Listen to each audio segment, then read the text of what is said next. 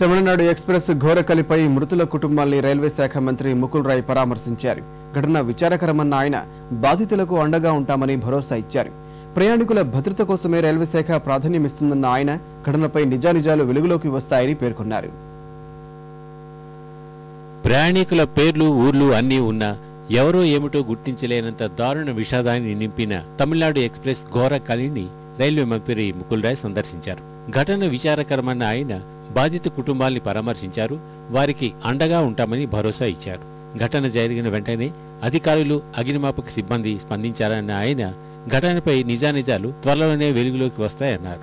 ప్రయాణికుల భద్రత కోసం రైల్వే శాఖ అధిక ప్రాధాన్యం ఇస్తుందన్న ముకుల్ రాయ్ ప్రమాదాల నివారణకు సాంకేతిక సహకారం అందించాలని ప్రధాని కోరినట్టు తెలిపారు.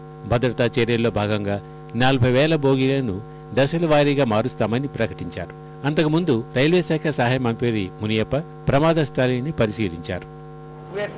We are taking the safety as a first priority. We are already met the Honorable Prime Minister.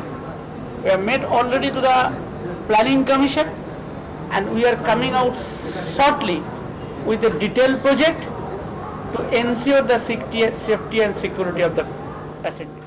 ఘోరకలిని మిగిల్చిన తమిళనాడు ఎక్స్ప్రెస్ ప్రమాద సంఘటనపై ఆరా తీసిన ప్రధాని మన్మోహన్ మృతుల కుటుంబాలకు సానుభూతి ప్రకటించారు. మరోవైపు ఘటనా స్థలాన్ని ఆంధ్రప్రదేశ్ మంత్రులతో పాటు తమిళనాడు మంత్రులు పన్నీర్ సెల్వం, విజయ్ సందర్శించారు.